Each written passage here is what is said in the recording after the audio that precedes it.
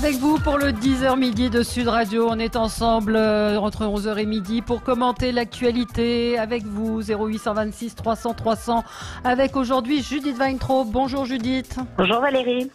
Grand reporter au Figaro Magazine, vous êtes à Paris, vous êtes chez vous, et le Figaro Magazine, comme beaucoup de journaux, travaille à distance, hein, c'est ce que nous disait hier Virginie Leguet également. Absolument.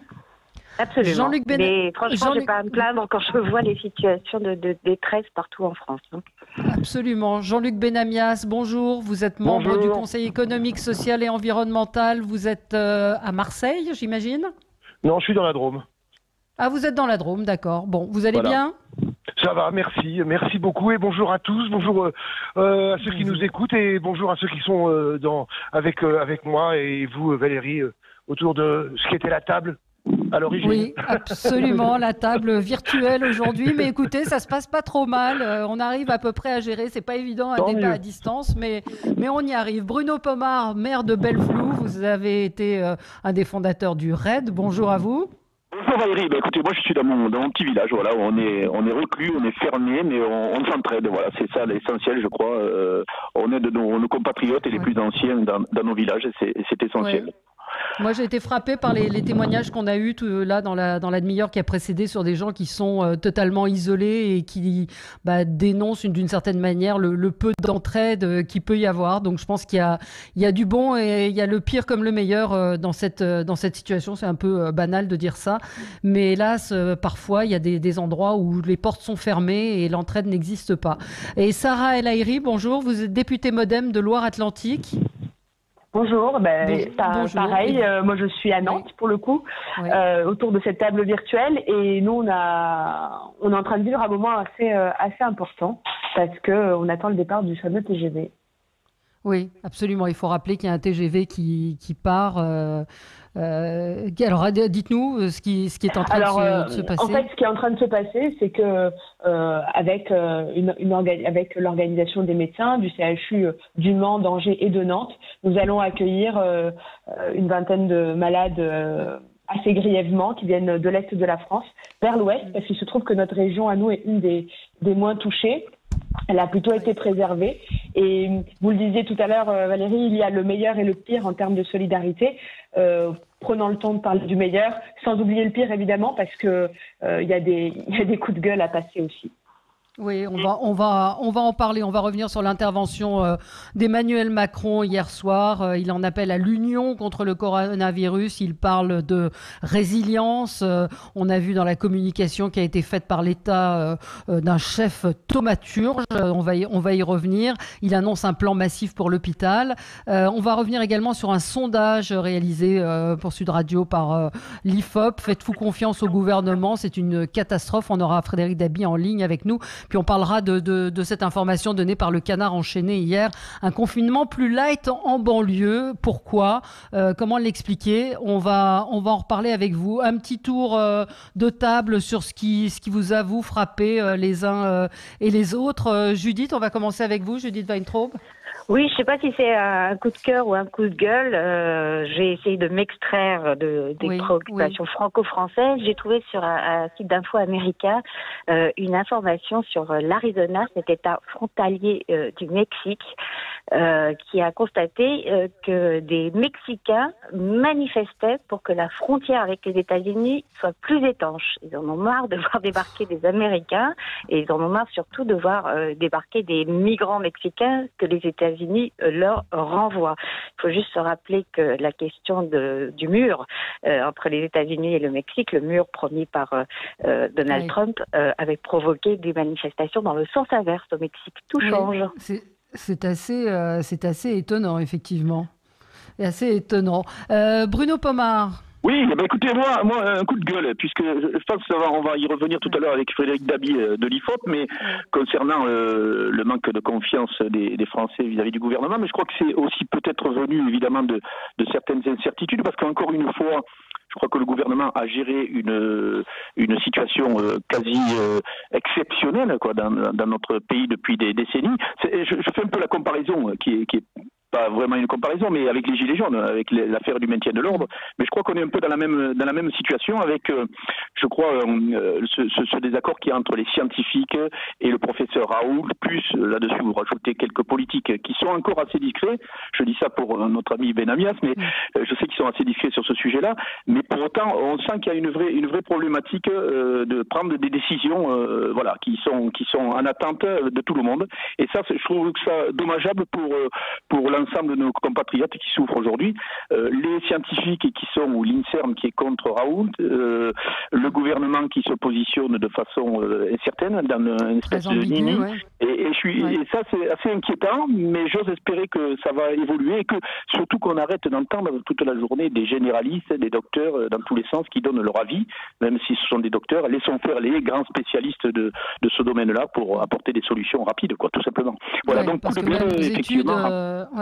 Sur les désaccords entre scientifiques. La situation actuelle, moi, très sincèrement. Alors, je ne sais pas ce qu'en pense Benamias, puisque c'est un politique qui connaît bien. Julie, déjà, voulait réagir. Oui, ce que vous dites ça, M. Pomar, c'est le cœur du sujet. On va en discuter très longuement dans cette émission. On ne peut pas interdire tout débat au prétexte que seule l'union nationale permettra de nous sortir de la crise. C'est pas possible. Oui, mais vous savez, nos compatriotes, moi je le vois, ne serait-ce qu'au niveau de mon tout petit village, c'est les interrogations que ça peut porter, parce que les gens n'ont rien d'autre à faire que regarder la télé ou écouter la radio. Et je crois qu'au lieu de les rassurer, on se dit, mais que font tous ces scientifiques, ces médecins, etc. Où va-t-on, quoi? Voilà, c'est juste un ressenti qu'ont mes compatriotes, et je pense qu'à ce niveau-là, nos grands dirigeants à très haut niveau devraient faire attention à tout ça, quoi. On va en reparler, effectivement, on va y revenir. Jean-Luc Benamias? Oui. C'est un coup de gueule, il n'est pas très original, je m'en excuse, sur la cacophonie gouvernementale. J'ai écrit un tweet il y a quelques jours, je ne suis pas le seul, en demandant à ce qu'il y ait le moins possible de porte-parole du gouvernement qui cause. C'est-à-dire que quand on entend Olivier Véran, c'est bon, voilà, c'est assez cadré, on peut entendre le président, très bien, on peut entendre le Premier ministre, mais un certain nombre de ministres, j'ai du mal à faire la liste, elle est très longue, qui disent le matin des choses qui sont contredites 2 heures après par le Premier ministre, par Olivier Véran, ou parfois par le président, tout ça donne une cacophonie générale absolument épouvantable. Alors hier, on a atteint le sommet, tout le monde le sait, avec la porte-parole du gouvernement, mais ce n'est pas la seule, car j'apprécie moi généralement le secrétariat d'État au sport, Madame Barassini-Anou, c'est elle qui nous déclare hier qu'on pourrait faire le Tour de France à huis clos. Enfin, arrêtons, je veux dire, tout ça n'a pas de sens. Et ça, alors là, c'est plutôt rigolo, hein, enfin, si on peut le dire, mais clairement... si on veut qu'une parole soit entendue par l'opinion publique, et on parlera des sondages juste après, eh bien il faut que cette parole soit, qu'elle soit le moins possible contradictoire. Et là, ça l'est, quoi. Parce que je pourrais faire une liste exhaustive d'un certain nombre de ministres, éducation, justice, travail, où le matin on dit un truc, je me répète, et l'après-midi, c'est contredit. Oui, tu as raison, Jean-Luc. Oui, tout à fait raison. C'est Bruno Pomar qui parce que je rappelle quand même il a raison. À un moment donné, il faut comme on a dans les interventions dans notre métier et autres, il faut qu'il y ait un seul porte-parole et puis voilà. Mais c'est encore le problème de notre société où on communique à tout va entre les pseudo-spécialistes, les commentateurs plus les gens du gouvernement. Mais si je peux on va y revenir. Je voulais juste citer Judith. Pardon, vous préférez que je ne parle pas? Si, bien sûr, mais je voulais juste rappeler ce qu'il avait dit. Ce qu'avait dit Sibeth Ndiaye qui a dit hier nous n'entendons pas demander à un enseignant qui aujourd'hui ne travaille pas de traverser toute la France pour aller récolter des fraises gariguettes. Après, elle s'est excusée en dit mon exemple n'était vraiment pas le bon. Je suis la première à mesurer combien l'engagement quotidien des professeurs est exceptionnel. Enfin, c'est vraiment un travail d'amateur. Et Mathieu Orphelin a dit Madame Ndiaye, ce n'est pas mon style d'interpeller ainsi mais vos expressions sur la crise du Covid sont trop souvent décalées et déplacées. C'est problématique. Il faudrait réfléchir et mieux travailler. Je pense que dans ce tweet, il dit beaucoup de choses. Allez-y, Judith. Oui, Sibeth Ndiaye, il ne faut pas tirer sur une ambulance. Elle les a vraiment accumulées depuis le départ. Et, mais que l'ambulance reste au garage. Plutôt que de faire des listes qui seraient longues et fastidieuses, des contradictions parfois quotidiennes des sages qui nous gouvernent, je vous conseille les versions drôles Ça nous change un peu les idées qui circulent sur le net, hein, notamment cette parodie d'un film sur Hitler avec Bruno Kremer. Non pas que je conseille la comparaison entre Emmanuel Macron et Hitler, évidemment, mais c'est très très drôle et c'est parfaitement exhaustif. Ce que je voulais dire, c'est qu'il ne faut pas réduire le problème, à mon avis, à un problème de communication. Si vous avez ces couacs et ces contradictions, c'est que la stratégie elle-même n'est pas clairement définie et arrêtée. Oui, mais la communication a un rôle très important, madame. Bruno Pomar. Croyez-moi, je le ramène toujours à mon rural, moi. Les gens n'écoutent que la radio et la télé. Donc, si les gens parlent n'importe comment... J'ai bien compris. Vous ne pouvez pas... Ceux qui se conçoivent bien s'énoncent clairement. Vous ne pouvez pas espérer une communication claire quand il y a des vraies interrogations stratégiques non résolues. Après, place de Victor Hugo, la forme, c'est le fond qui remonte à l'espace. Voilà. On peut aussi un tout petit peu temporiser en rappelant que la crise que nous sommes en train de vivre est quand même une crise qui est particulièrement violente et le choix qui a été fait, même si évidemment la communication peut être meilleure, et je suis tout à fait d'accord sur un peu de fluidité ferait de mal à personne, et le choix qui a été fait, c'est aussi un choix de transparence et de partager au fur et à mesure les positions et les décisions. Alors oui, c'est cacophonique, oui, c'est absolument pas agréable, et je suis tout à fait d'accord sur le coup de gueule scientifique, où moi j'ai juste besoin d'une réponse. Soit c'est bon, soit c'est pas bon, mais ce populisme sanitaire qu'on est en train de voir se multiplier et d'une anxiété sans nom. Donc, ce populisme, j'ai pas compris ce que vous disiez. Populisme sanitaire. C'était une expression très méprisante. Non, pas du tout. Ça veut dire quoi, populisme sanitaire? Ah, si. Pas du tout. Moi, je vois que aujourd'hui, tout le monde apporte un commentaire. Je trouve ça extrêmement anxiogène. Moi, j'ai envie d'entendre. Franchement, si M. Raoult a raison, moi, je veux qu'on puisse généraliser. S'il n'a pas raison, que les autres le démontrent. Mais le fait de régler leurs comptes, les scientifiques règlent leurs comptes en direct, moi, je trouve ça anxiogène. Et je partage. Oui, mais on n'en est plus là. Oui. Là, on en est même plus là. Hein. On parle de la communication et de l'action du gouvernement qui est incompréhensible. Permettez-moi mon coup de gueule aussi. C'est aussi mon coup de gueule à moi. C'était mon coup de gueule à moi. C'était celui aussi de dire qu'il est nécessaire également pour accompagner tout ça, d'avoir une parole à peu près compréhensible. Je ne prends absolument pas la défense. C'est ce que tout le monde demande. Des paroles malheureuses, bien sûr. Mais c'est pas pour autant qu'on arrive. Mais moi, ce que j'entends par rapport à la problématique, à la polémique, autour du professeur Raoult, c'est que j'entends, et c'est ça qui m'intéresse, moi, beaucoup de grands médecins, de gens qui sont des spécialistes, qui débattent. Et c'est vrai que c'est compliqué, c'est vrai que c'est anxiogène, mais c'est bien ça, parce que moi, savoir après que Tartampion ou Tartampionne me dit un truc sur la chloroquine, je m'en fous. Mais quand je vois comment le collectif Interurgence de l'Île-de-France sur la santé, ou d'autres, polémiques, non pas polémiques, mais débattent par rapport à tout cela. Alors évidemment que c'est anxiogène. Si anxiogène, c'est qu'on attend évidemment des réponses par rapport à tous ceux qui sont extrêmement malades et comment on soigne. Ça c'est anxiogène, c'est évident. Mais qu'il y ait ce débat me paraît relativement sain. Alors ce qui n'est pas sain, bien évidemment, c'est que tout le monde s'en mêle et donne son avis, alors que si Benamias donne son avis, ça n'a strictement aucun intérêt. Je ne suis pas spécialiste, mais je lis des spécialistes. J'arrête pas. Alors évidemment, il faut faire attention quand on est sur les réseaux sociaux, puisque, comme le dit Bruno Pomar, on est sur les réseaux sociaux et puis on regarde la télé puis on écoute la radio, très bien, mais il faut faire attention évidemment aux fake news, mais il n'y a pas que des fake news. Il y a un vrai débat qui est lancé dans le pays sur les retards qui ont été pris. Je ne reproche pas tout ça, mais les retards qui ont été pris depuis des semaines. Donc quand on voit ce qu'on voit, qu'on entend ce qu'on entend en ce moment sur les retards qui ont été pris par rapport à ce que savaient un certain nombre de membres du gouvernement, ceux qui y sont encore et ceux qui ont quitté le gouvernement, on va dire depuis fin décembre, évidemment ça pose question. Et ça me pose des questions générales sur la façon de gérer tout ça. On va y revenir et puis on va s'interroger sur la communication du président de la République hier, cette intervention où il a tenu un discours parlant de résilience, du style on met la poussière sous le tapis et on est tous unis. Est-ce que c'était le discours hier qu'on attendait? 0826 300, à tout de suite. Avec vous sur Sud Radio pour le 10h midi, on est ensemble pour commenter l'actualité, l'actualité toujours de ce coronavirus avec toutes les conséquences. Le président de la République est intervenu hier soir, il appelle à l'union nationale contre le coronavirus. On apprend effectivement que dans ce discours, je sais pas, qu'est-ce que vous avez retenu de ce discours vous hier? Est-ce que c'est ce dont on avait besoin? On a eu quelques auditeurs ce matin qui nous disaient que ils attendaient des choses concrètes et que ces choses concrètes, on ne les a pas eues. Mais non, encore une fois, Macron est là pour donner un cadre, Valérie. Il n'est pas là pour passer à l'action. Le gouvernement est là pour passer à l'action. Il y a un ministre de la Santé qui fait un travail formidable. Laissons-le faire avec toutes les équipes qui sont sur le terrain tous les jours. Macron est là pour soutenir les équipes qui sont en place, pour encourager les ministères qui sont engagés. Voilà, il ne faut pas chercher à demander à Macron à vouloir tout faire. Je crois qu'il va sur le terrain et il s'engage sur le terrain. C'est ça l'essentiel, je pense. Moi, j'ai vu personnellement un plaidoyer pro-domo. Il sent très bien, je pense qu'on va en parler, que la confiance dans la stratégie de l'exécutif vis-à-vis du Covid-19 décroît.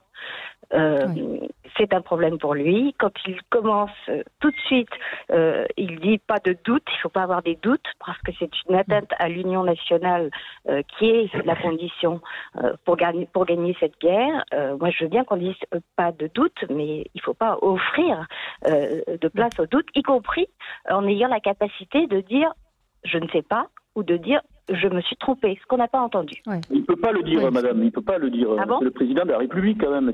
Lui est défaitiste. Mais non, je trouve que... Mais non, c'est un chef de guerre. C'est-à-dire que la majorité de la population peut voir, constater ce qu'on a tous fait, qu'il y a des contradictions dans le discours officiel, et lui ne peut pas le reconnaître.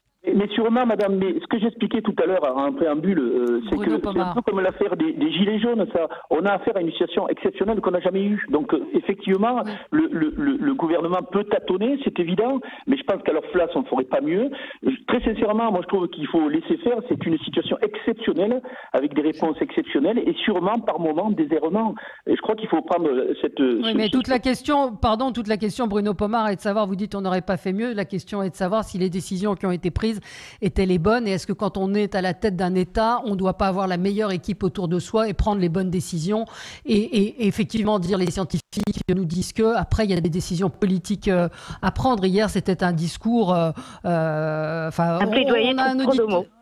Non, un discours à la hauteur, désolé, pas du tout. Mais à la hauteur de quoi? Parce que à la hauteur de la situation, mais bien à la hauteur de la situation, parce que. Mais qu'attendent les Français? Est-ce qu'ils attendent qu'on leur dise qu'on est fort, qu'il faut qu'on soit réunis, etc. Ils sont dans l'angoisse, ils sont dans le stress, ils ont des injonctions contradictoires. À quoi ça sert de dire soyons unis et pas de polémique? Je vais dire moi ce que je pense. C'est que je pense que le président, il a été à la hauteur d'une situation où, oui, les paroles peut-être de l'exécutif sont différentes et sont divergentes. Donc lui, il a apporté une parole plus claire. Les Français, ils veulent quoi? Les Français, ils veulent qu'on puisse les soigner. Ils veulent que les réquisitoires et que les petites bagarres politiques, elles peuvent attendre 1 ou 2 mois avant d'avoir des réquisitoires les uns contre les autres. Et d'abord... Mais enfin, Sarah, pardon, moi je suis très en colère, je vous interromps. Où sont les masques? Il y a un avocat qui dit communiquer les contrats d'achat des masques et des tests. Quand? Combien? Où sont les documents administratifs? C'est ça qu'on attend. C'est ça. Où sont ces masques?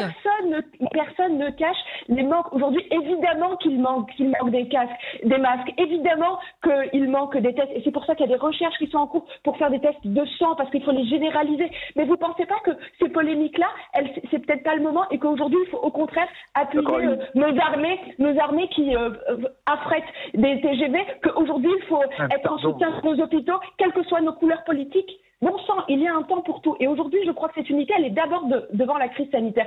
Évidemment, chacun devra rendre des comptes. Enfin, on a quand même un état de droit et tout le monde rendra des comptes et on fera le bilan de ce qui a marché, ce qui n'a pas marché. Mais à l'heure actuelle, la réponse, elle est exclusivement à la crise sanitaire. Et ensuite, oui, mais la question, elle est où sont les masques et où sont les tests? C'est ça la question, sans polémique. Il n'y a pas que les questions qui se posent sur la gestion passée et qui, effectivement, ne pourront être examinées qu'après la crise. Ça, on est tout à fait d'accord. Pas de polémique sur le passé. Moi, je parle de questions sur l'actualité, sur le futur. Exemple, pourquoi est-ce que le test Discovery, qui est le test européen mis en place pour tester différents traitement proposé contre le virus, intègre finalement, après pression du docteur Raoult et d'une partie de l'opinion, intègre la chloroquine,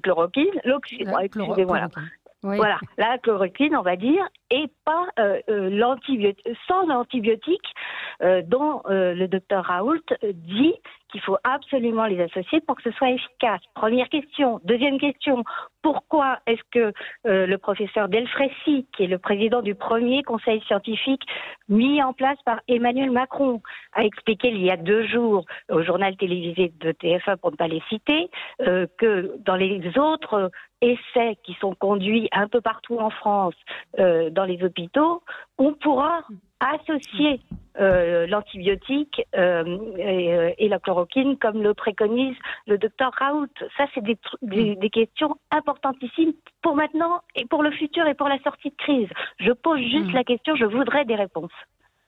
Alors, on a Pascal en ligne avec nous. Bonjour Pascal, vous voulez intervenir dans notre débat ? Ouais, bonjour Valérie, bonjour à tous. Bonjour. Bonjour. Bonjour. Voilà, écoutez, moi je voulais intervenir sur ce qu'a dit le président hier là. Et en fait, moi j'ai pas été convaincu par son discours. Dans les intentions, je suis désolé, mais tout ce qu'il propose là, il aurait dû le faire bien en amont, quoi.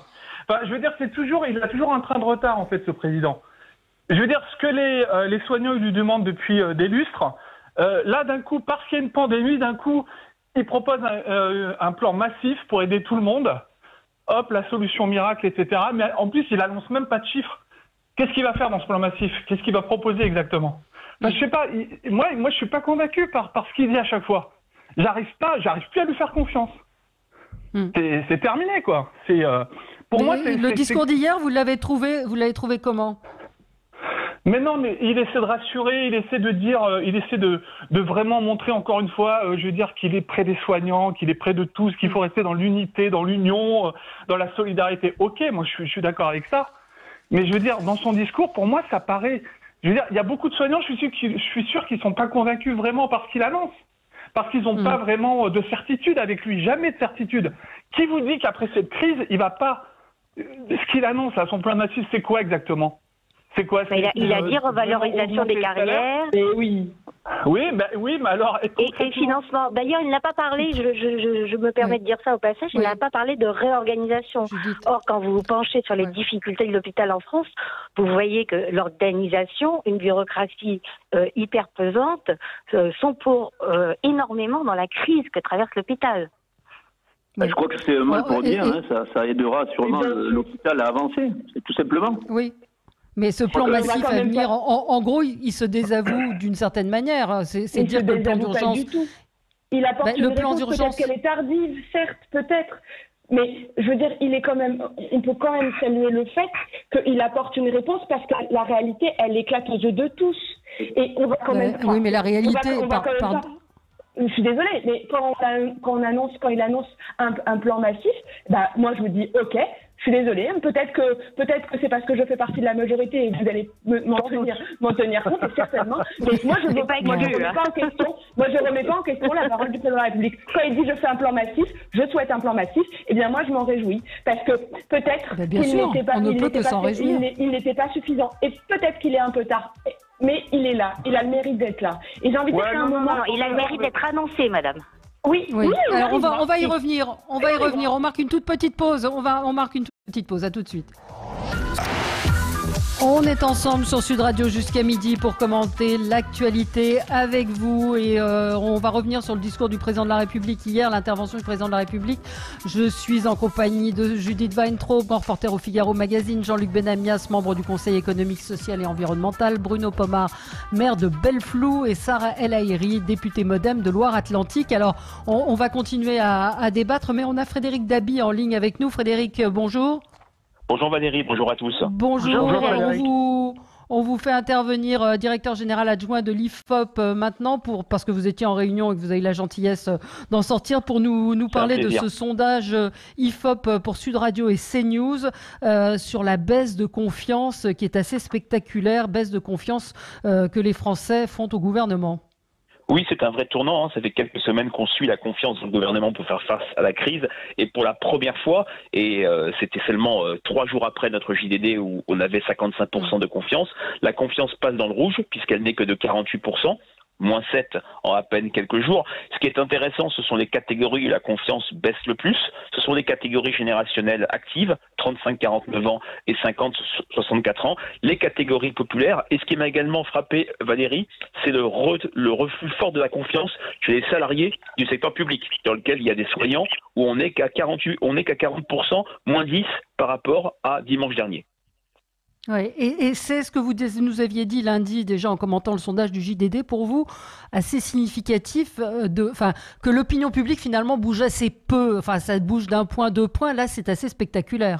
Oui, c'est vrai qu'on est dans des temps nouveaux. Traditionnellement, l'opinion publique, c'est pas celle des réseaux sociaux. Elle ne bouge pas, elle ne fluctue pas de manière spectaculaire. Là, on a eu, par exemple, une montée de l'inquiétude de 11 points par rapport à l'enquête du 15 mars. C'était pas il y a si longtemps que ça. C'était le premier tour des élections municipales. Et là, clairement, la confiance pèse fortement. 7 points en quelques jours, ce n'est pas rien. C'est bien sûr lié à tous les débats sur la pénurie et le sentiment prégnant chez les Français que la réponse du gouvernement, c'est d'abord et avant tout adapté au contexte de pénurie en termes de masques, en termes de tests, et tout ça est particulièrement dévastateur. Il y avait cette enquête de la semaine dernière où on voyait qu'à peine un tiers des Français considéraient que le gouvernement donne tous les moyens aux infrastructures et au personnel hospitalier. C'est un tournant avec une défiance particulièrement élevée chez les sympathisants du Rassemblement national et les sympathisants de la France insoumise, et surtout à droite qui tenait bien en termes de soutien vis-à-vis du gouvernement, 20 points de moins depuis dimanche dernier chez les sympathisants républicains. Merci Frédéric. Je ne sais pas qui veut réagir à ce sondage. Peut-être Judith? Oui, non, Sarah, je ne sais pas qui. Évidemment, Emmanuel Macron avait vu ce sondage avant d'aller à Mulhouse et d'y prononcer son discours. Il avait vu le nôtre Elab qui dit à peu près la même chose du Figaro, qui dit à peu près la même chose sur l'absence de confiance, la méfiance grandissante sur le gouvernement, la stratégie du gouvernement face à la crise. 55% des Français pensent qu'il n'a pas pris la mesure de la prise, 60% qu'il n'est pas clair, 79% qu'il ne sait pas où il va. Et c'est gravissime. Pourquoi c'est gravissime? Parce que c'est ce même gouvernement qui doit absolument être non seulement cru, mais écouté et suivi quand il dit « ne sortez pas de chez vous, confinez-vous ». Ouais. C'est ça le problème. Le problème du jour n'est pas est-ce que Macron est populaire ou pas, est-ce que ses soutiens ou ses adversaires. Non, c'est les conséquences de cette défiance. Qu'est-ce qui reste comme crédibilité à la parole d'Emmanuel Macron sur une mesure, le confinement, rester au moins 1 mètre des gens quand vous les croisez. Qu'est-ce qui lui reste comme crédibilité pour que cette mesure soit écoutée et soit suivie? Alors, c'est tout. Sarah El Haïry, comment vous donc député MoDem, vous êtes effectivement soutien de la majorité. Comment vous comprenez ces sondages? Personne n'est aveugle, les chiffres sont là, ils sont pas extrêmement bons, et à côté de ça, il faut tenir la barre tout simplement. Et aujourd'hui, je ne pense pas que ce soit la parole de dire rester en confinement qui est mise en doute ou qui perd en poids. C'est effectivement les couacs, les paroles malheureuses de certains ministres, voire des mots qui sont différents entre le matin et le soir. Ça, c'est une réalité. Est-ce que ça apporte de la lisibilité au message et à la réponse à la crise? La réponse est non, évidemment. Je crois que c'est très français cette affaire-là. Mais c'est pas. Moi, je ne pense pas que ça a des conséquences quand sur la parole de rester chez vous. Attention, le confinement c'est important. Mais si, il a déjà ses barrières. C'est le même émetteur. Mais je ne crois pas. Permettez-moi, pourquoi vous dites ça alors? Je ne crois pas. Moi, je pense que vous pensez que les Français ont compris le message? Mais parce que quand quelqu'un vous dit, quels que soient les sujets sur lesquels il intervient, quand vous prenez quelqu'un en flagrant délit de contradiction non reconnue, j'insiste sur non reconnue, tout le monde peut se tromper, de contradiction non reconnu, qui s'entête à vous dire qu'il a toujours suivi les recommandations de l'OMS ou qu'il a toujours suivi la même stratégie, vous ne le croyez plus sur rien. C'est absolument humain et naturel. Dans les rapports avec les gens, c'est pareil. Quand quelqu'un vous a menti une fois sur un truc essentiel, vous avez tendance à vous poser des questions. Quand il vous dit tu peux sortir sans parapluie, il va pas pleuvoir. Les masques ne servent à rien. Les masques ne servent à l'unanimité. Si vous ne croyez pas le gouvernement, c'est une chose, mais aujourd'hui les médecins le disent, tout le monde dit que le confinement est nécessaire. Je n'ai pas dit. Non, mais je me confine. Alors, qui veut on va faire intervenir les... Oui. Moi, je m'excuse. J'ai regardé le président Macron hier soir, comme tout le monde. Eh bien, écoutez, au bout de 10 minutes, je lâche. Oui. J'arrête. C'est trop long. J'ai pas suffisamment de précision. Et puis, je vois cette extraordinaire mise en place par les militaires Mais qu'est-ce qu'on attend pour en faire d'autres? Qu'est-ce qu'on attend pour en faire d'autres dans des situations qui vont arriver, car nous savons qu'elles vont arriver, dans d'autres territoires? Qu'est-ce qui se passe là? Alors, on nous parle de bateaux. On n'y comprend rien par rapport à ces bateaux. Tant mieux, ça va aller en Outre-mer. Très bien. Et enfin, et même cette histoire de train, je m'excuse. 20 personnes qu'on met dans un train. On n'a plus d'avion en France pour soigner les gens qui sont très malades et pour les faire aller d'un endroit à un autre. Tout ça me paraît être complètement incompréhensible. Et ça donne évidemment, comme l'a dit Frédéric Dabi, évidemment, dans la crédibilité de ce qui se passe aujourd'hui, évidemment, une défiance qui ne va pas aller en s'arrangeant si ça continue comme ça. Il y a eu trop d'espace de contradictions, de mensonges par rapport aux masques, par rapport à tout ce qui était matériel pour respirer. Enfin, on est dans quel pays? On est un des pays les plus riches du monde. Tout ça, moi, ça me révolte. On a affaire encore à une crise qui est quand même exceptionnelle. Il faut remettre dans le contexte. Là, on parle. Bruno, je crois qu'on est un peu à côté de la plaque. Le gouvernement fait ce qu'il peut avec les moyens qui existent. Effectivement, on a un hôpital de campagne, par exemple l'armée, qui est utilisé. Mais on fait encore avec les moyens qui existent dans une situation qui est extrême et exceptionnelle. Donc, on ne va pas pouvoir inventer, je ne sais pas, on va pas pouvoir inventer la mise en place de 50 hôpitaux de campagne qui vont rester en réserve. Mais pardon, il y a les hôpitaux privés qui demandent depuis presque des semaines. Pourquoi ils n'acceptent pas leur proposition de prendre leur lit? C'est pas évident comme organisation. Enfin, moi, je suis habitué à faire de l'organisation à tout petit niveau, évidemment, ça n'a rien à voir avec ce sujet-là, mais la situation est tellement complexe. Je vous dis, moi, je le remets toujours dans ce qui s'est passé avec l'affaire des Gilets jaunes et le maintien de l'ordre. C'est pareil, on arrive dans des situations qui sont exceptionnelles, où il faut des réponses exceptionnelles, mais on n'a pas les moyens techniques pour y répondre. C'est ça le problème. Sauf qu'on n'a pas les moyens pour y répondre. Après, il y a des décisions. C'est là où on peut s'interroger aussi. Tout le monde ne réagit pas de la même manière face à une situation aussi exceptionnelle soit-elle. Et puis pardon, pour les gilets jaunes, il y a eu changement de stratégie. Alors, pas tous en même temps. Pour les gilets jaunes, il y a eu changement de stratégie, précisément, rappelez-vous. Voilà, mais on connaît pas. On change de stratégie, ça a été assumé. Ça a été assumé. Bruno, tu es bien placé pour... Alors, Jean-Luc Benamias, puis après ça. Que si on a envie de mettre l'armée au service total de la nation rapidement, c'est faisable. C'est terriblement faisable. Moi, je fais confiance par rapport à cela aux capacités de l'armée. Je dis qu'encore une fois, ces décisions ont été prises tardivement et qu'on n'y va pas assez rapidement. Qu'on ne met pas toutes les capacités nécessaires aujourd'hui pour mettre en place les situations, les solutions nécessaires pour dire aux gens, voilà, vraiment, on a mis tout en place. Mais je pense qu'on n'a pas une logistique extraordinaire. Ne pensez pas qu'il y a des réserves de matériel extraordinaire pour régler cette problématique. Sinon, vous n'avez pas répondu à ma question sur les lits du privé. Vous n'avez pas répondu à ma question sur les lits du privé. Pourquoi est-ce que le privé demande depuis plus d'une semaine pourquoi on ne saisit pas son offre de prendre des malades? Pourquoi? C'est en cours actuellement, mais je pense qu'il y a toute une organisation ça se fait pas en claquant des doigts, ça, madame. Croyez-moi, c'est pas simple d'organiser la logistique, le coût des trains. Ça paraît simple de dire, tiens, mais il y a plein de trains en France, pourquoi on les équipe pas tous de lits pour transférer les gens où? Il faut trouver les hôpitaux qui sont capables d'accueillir les personnes pour les mettre en soins d'urgence. Bref, c'est une complexité extraordinaire. Je pense que c'est en train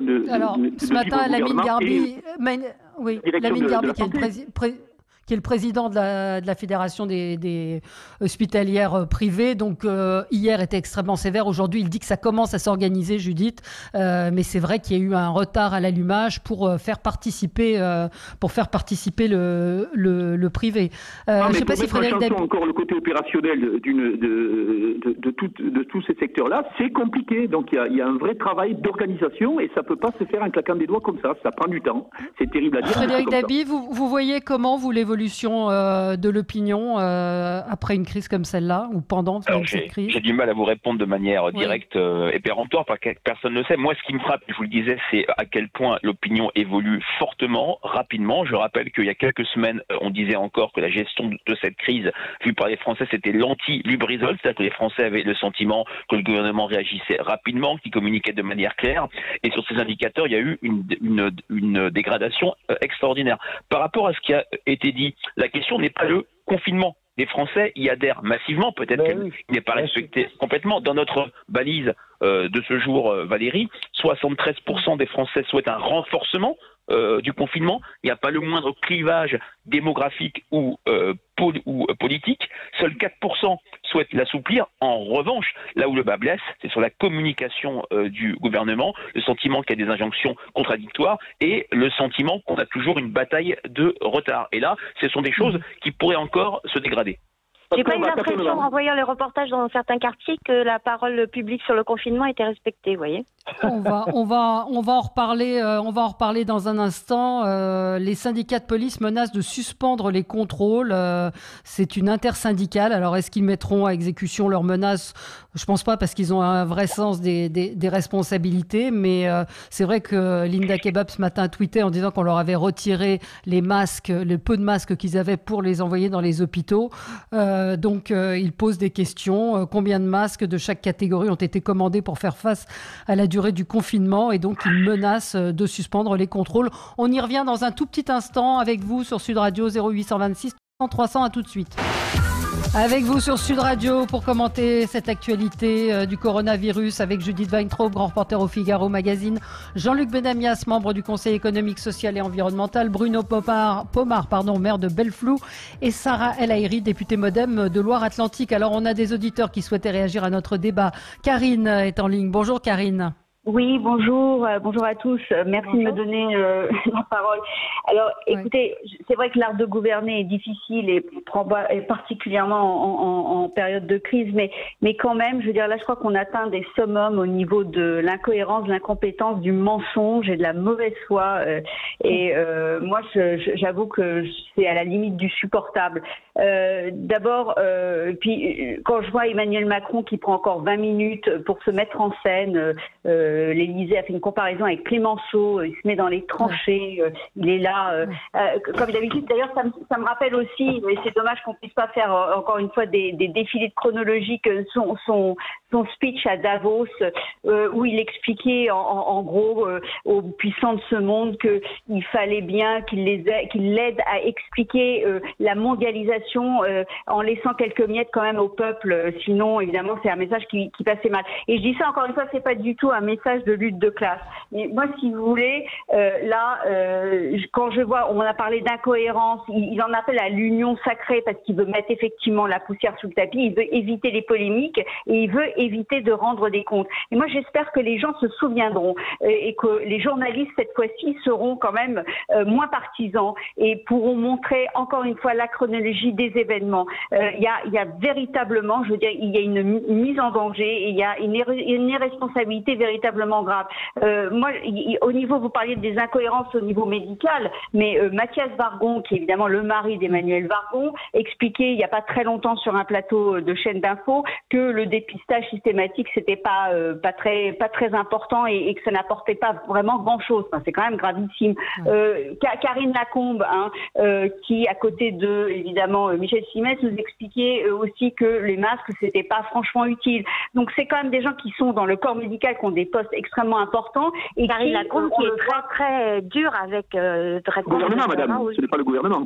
excusez-moi, oui, mais enfin, je veux dire, on voit bien qu'ils ont une influence politique quand même gravissime. Et moi, je voudrais dire que c'est, pour revenir au speech de Monsieur Macron, il a toujours la solidarité et le courage très facile avec la vie et l'argent des autres. Alors on nous dit, c'est pas grave, on mettra l'argent quoi qu'il en coûte, mais c'est la collectivité qui va payer. Alors au début, on a essayé de ménager, soi-disant, l'économie en laissant les Chinois venir parce qu'on nous expliquait qu'ils étaient 2 millions à dépenser 1 500 € par personne pour venir acheter du Vuitton et venir dans les grands magasins. Je crois que on n'est plus du tout dans les mêmes ordres de grandeur. On a laissé encore une fois les matchs de foot, tout ça parce que le foot c'est important et il faut que ça continue à bien mobiliser l'esprit des gens pour leur cacher autre chose. Et donc moi, si vous voulez, j'entends une personne se réjouir de l'annonce d'un grand plan. Moi, ce que je crois, c'est que ces gouvernements qui ont été, enfin ces personnes qui ont été portées au pouvoir par des élites, Monsieur Attali, Monsieur Main, etc., tous ces grands énarques qui se croient toujours au-dessus de tout le monde, mais qui n'ont absolument aucun sens pratique. Et encore une fois, je vous le dis,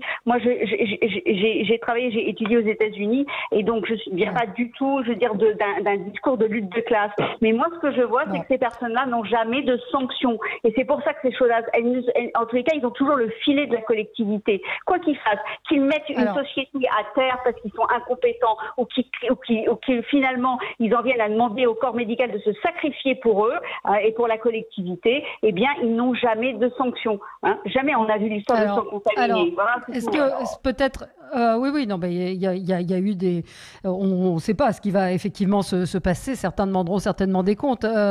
Qui veut réagir à ce que vient de dire Karine? Il y a des procès en cours. Judith Weintraub. On rappelle que... Judith, pardon? Des plaintes. Oui, pardon. Des plaintes, pas des procès. Tout à fait, Jean-Luc. Des plaintes en cours.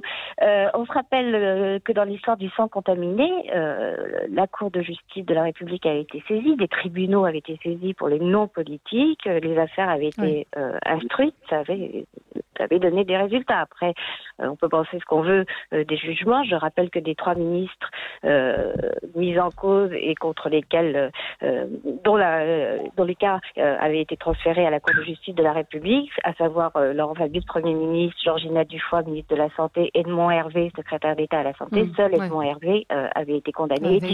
Condamné. Ouais. Bon. Sarah El Haïry, sur ce que disait Karine. Moi, j'ai envie de vous dire, il y a beaucoup de propos excessifs, pas de sanctions, pas pas de cours. Évidemment, il y a une justice, évidemment, il y aura des bilans. Évidemment qu'il y a des comptes à rendre à un moment ou à un autre.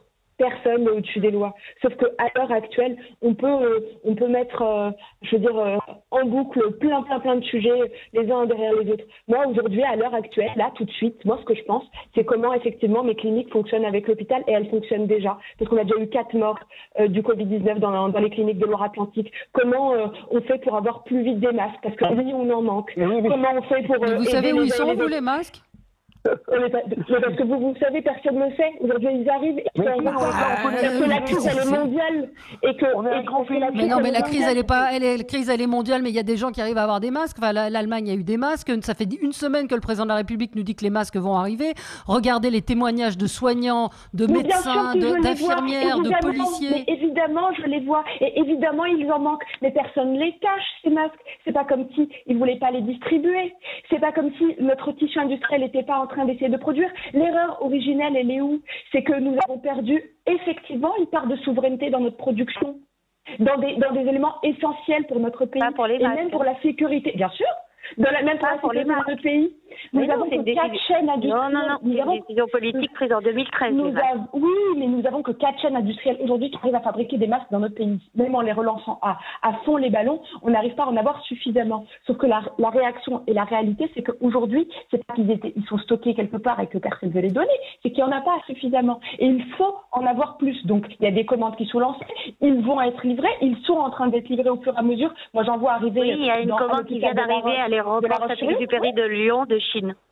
Et oui, ça a du retard, et c'est vrai, et tout le monde le voit. Mais à l'heure actuelle, je suis désolée, peut-être que tout le monde a envie d'être dans la polémique, moi pas du tout. Pas du tout. Il y aura des comptes à rendre, mais aujourd'hui, il y a d'abord des solutions, et moi j'ai envie de penser à tous ceux qui essayent que ça fonctionne, et à tous ceux qui font des efforts et tous les actes de solidarité, et demain, tout le monde rendra les bilans pour tout le monde.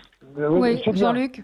On est tous d'accord. Qui est-ce qui veut parler, Jean-Luc? C'est facile. Évidemment qu'on est tous d'accord pour qu'il y ait de la solidarité. D'ailleurs, il y en a dans le pays. Hein. Il y a des gens qui se mettent en association solidaire, qui essaient d'aider là où il faut aider. Très bien. Mais on a quand même le droit de critiquer le fait que depuis fin décembre, cette histoire de masque existe, cette histoire de texte existe, et que un grand pays comme la France doit être capable en quelques jours, en quelques semaines de produire. Nous avons des outils industriels capables. Donc, tous ces retards, je comprends ce que dit Karine, je comprends ce que pensent un certain nombre de personnes dans le pays, en disant, mais comment ça se fait que la 5e puissance du monde n'est pas capable de produire en quelques jours des centaines de milliers de masques? Vous vous rendez compte de l'état dans lequel nous sommes dans ces cas-là? C'est quelque chose qui me révolte parce que je pense qu'effectivement, on a été trop loin dans la délocalisation, très bien.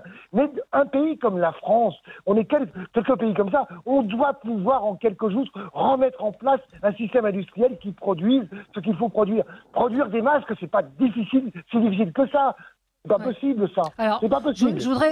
Je voudrais qu'on dise quelques mots enfin quelques mots, ça mérite évidemment beaucoup plus de temps, sur la sécurité dans les banlieues. Hier, c'est un article du Canard enchaîné qui explique que plusieurs préfets ont relâché la pression face au régime de confinement qui n'est pas toujours respecté dans les cités.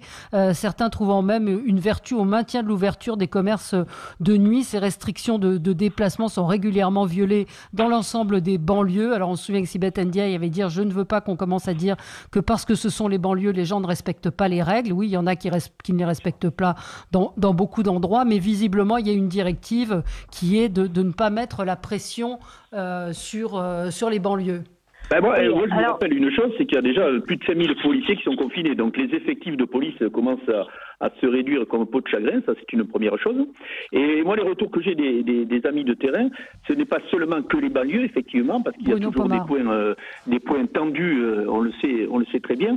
Mais vous savez, dans l'annonce, alors ça, c'est une annonce effectivement qui est compliquée à interpréter pour les gens, c'est la fameuse autorisation de sortir 1 heure. Et ça crée de véritables problèmes pour les policiers sur le terrain. C'est-à-dire pour pouvoir interpeller les gens, pour leur faire comprendre qu'il faut rentrer. On dit, mais non, on nous a dit qu'on pouvait sortir 1 heure, faire du marché, etc., etc. Et ça, j'ai le retour là depuis ce matin de terrain de mes compatriotes policiers parisiens qui sont ennuyés avec cette prise de cette décision. Est-ce qu'il faut confiner totalement ou pas? C'est tout le problème du ni oui ni non. Et ça, c'est un véritable problème. La nouvelle directive précise qu'il y a une heure de sortie qui doit être indiquée.